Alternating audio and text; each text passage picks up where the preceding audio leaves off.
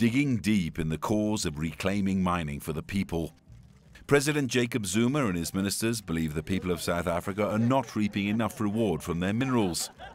How can our people be poor when they walk on gold? Quipped the president in Zulu. Phambili ngabantu basemalahleni phambili. Phambili ngomnotho emalahleni phambili. At times, it seemed more like a political rally.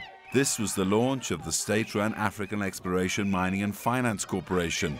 It plans to dig for everything from coal to uranium. Its launch a clear message that the state wants a firmer hand in mining.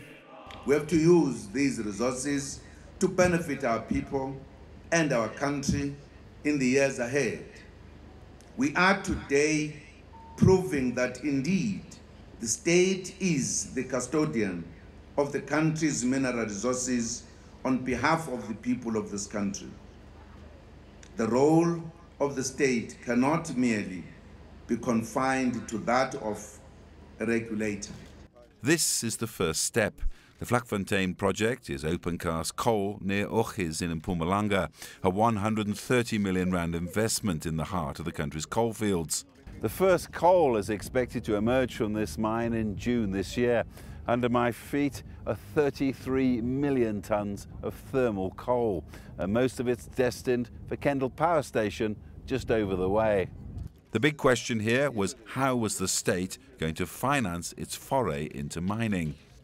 Well, currently, because it was sort of housed within CEF from its inception, it was funded from Central Energy Fund balance sheet, but now that it's more operational, it has got funding from IDC, it got money from the African Bank, which then will help to capitalize it at its initial stages. Sizwe Madondo, a former bond trader and a boardroom veteran, has the difficult job of steering this fledgling state outfit. With government promising 5 million jobs in 10 years, his return on investment will be judged on employment as well as money. He admits it'll be difficult to achieve alone. We are working with the private sector to try and bring them on board in terms of either they get 49% equity on that.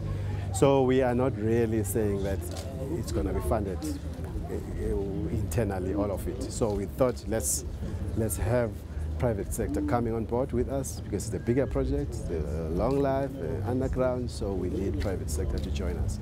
What sort of percentage would we be talking? Well, currently, we are not going to take less than 50%, as a state. Otherwise, we'll lose, that identity.